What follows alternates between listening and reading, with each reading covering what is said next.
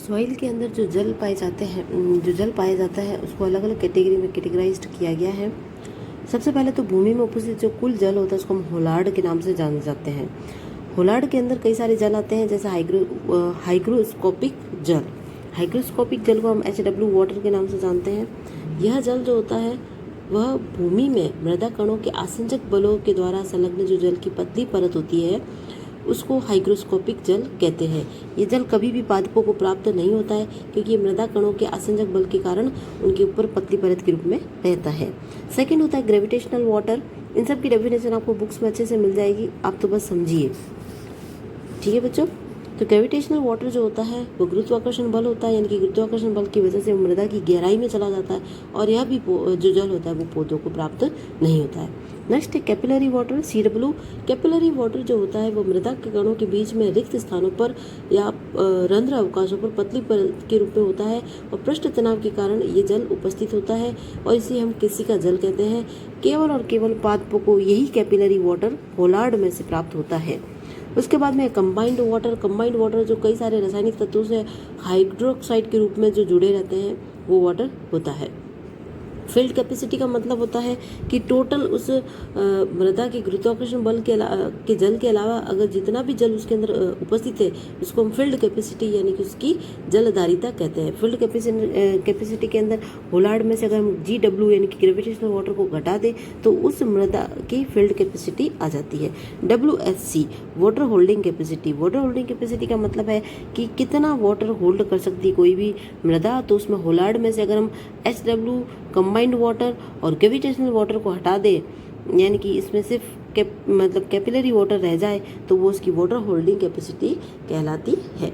तो ये हो गया इन सब के जलों का। नेक्स्ट है मृदा कितने टाइप्स की होती है, यानी कि मृदा को उनके कार्बनिक पदार्थों के आधार पर कितने भागों में बांटा गया, उनकी बहके जो आई है उस आधार पर किस भागों में बांटा गया है वो है। पहले हम देख लेते हैं कि ये पेज नंबर 15 है बच्चों, इसको कुछ और ना समझे। ये pH है 5.5 से लेकर 6.5 के जो बीच की pH होती है वो पादपों की खेती के लिए, कल्टीवेशन ऑफ प्लांट्स के लिए बहुत ही अप्रोप्रिएट होती है, और मृदा की pH पर ही मृदा के पोषक पदार्थ निर्भर करते हैं कि प्लांट्स को कितने पोषक पदार्थ प्राप्त होंगे। मृदा को अगर हम दो भागों में बांटते हैं, ये देखिए यहाँ पे हमने इस तरह से बताया है, रेजिडुअल मृदा और ट्रांसपोर्टेड मृदा, यानी कि जो चट्टानों से अपक्षय के कारण जो रेजिडुअल बच गई है, अपक्षय या मृदा जनन के बाद जो मात्र चट्टानों के स्थानों पर ही आसपास में मिलती है उसे हम रेजिडुअल सॉइल कहते हैं। दूसरी है ट्रांसपोर्टेड सॉइल, जो उस जगह की नहीं है, उस स्थान पर नहीं बनी है, कहीं और से बहाकर लाई गई है। इसको आप ध्यान से देखना, क्योंकि ये भी क्वेश्चन कॉम्पिटिशन एग्जाम में आते हैं और हम इसमें कन्फ्यूज हो जाते हैं। आप देखिएगा, ये मैंने इसलिए इंग्लिश में नाम लिखे हैं क्योंकि हिंदी में कोई नहीं पूछता है। जलोढ़ बातोड़ सबको पता है, जलोढ़ का मतलब जल के द्वारा बाई गई, तो इसलिए जो कंपटीशन एग्जाम्स में क्वेश्चन आता है वो हिंदी में भी इवन इस तरह से लिखता है, इयोलियन, एल्यूवियल, इसलिए मैंने यहाँ पे इंग्लिश नाम दिए, तो आपको इंग्लिश में ही याद करें तो ज़्यादा अच्छा है। इयोलियन सॉइल, इयोलियन सॉइल यानी कि वातोड़ मृदा, जो वायु के द्वारा स्थानांतरित होने वाले खनिज कण हैं, सूक्ष्म कणिकाएं हैं, वो वातोड़ मृदा कहलाती है।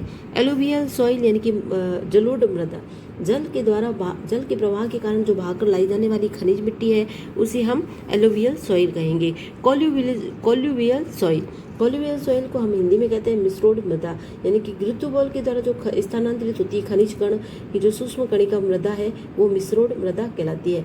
ग्लेशियल सॉइल, हिम नदीय मृदा, जो हिम नदी के द्वारा यानी कि बर्फ के ग्लेशियर्स, बर्फ के टुकड़ों के द्वारा बहाकर लाई जाने वाली जो सॉइल है वो ग्लेशियर सॉइल कहलाता है।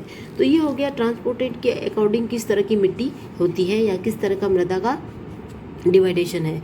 अगर हम अकॉर्डिंग टू ऑर्गेनिक मैटर बात करें तो इसको हम 4 भागों में बांटा है, मिनरल सॉइल, पीट सॉइल, मोर और मूल्स।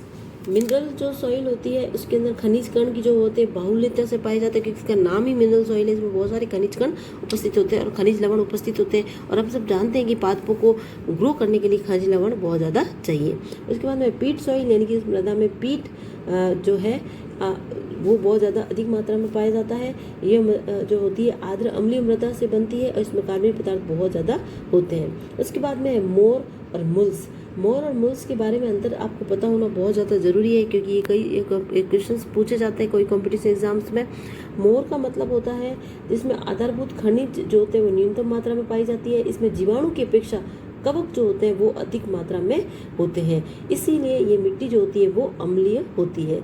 मल्च जो है उसमें क्षारीय तत्व अधिकता में पाई जाती है, इसलिए इसकी पीएच भी ज़्यादा होती है। और इसके अंदर क्या बेसिक अंतर होता है, ये देखिए मैं आपको सारणी से अच्छी तरह से समझाऊं तो मोर जो ह्यूमस होती है और मल्च ह्यूमस में ये अंतर है कि इसकी जो पीएच होती है वो 3.8 से 4.0 पीएच वाली मृदा होती है, इसमें 5.0 पीएच वाली मृदा होती है। इसमें मृदा की ऊपरी परत अम्लीय होती है, जबकि मल्च में ऊपरी परत अम्लीय नहीं होती है। इसकी अपघटन क्रिया मंद होती है क्योंकि इसमें मृदा जीव जो होते हैं वो कम मात्रा में पाए जाते हैं, इसकी अपघटन क्रिया अत्यधिक तीव्र होती है।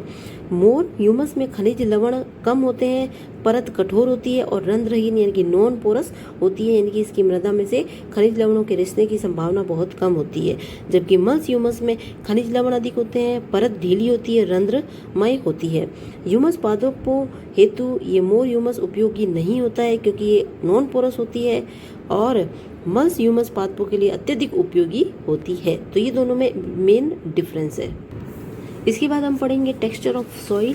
टेक्सचर ऑफ सॉइल भी जाना बहुत ज़रूरी है क्योंकि अलग अलग जो मिट्टी के कणों का आकार होता है उसी के आधार पर हम मिट्टी के नाम देते हैं। आपने कई बार सुना होगा दोमट मिट्टी, बारीक बालू, तो ये सब किस के आधार पर, इसके लिए हम एक सारणी देखते हैं। सारणी के अकॉर्डिंग हमें बहुत इजीली समझ में आ जाएगा।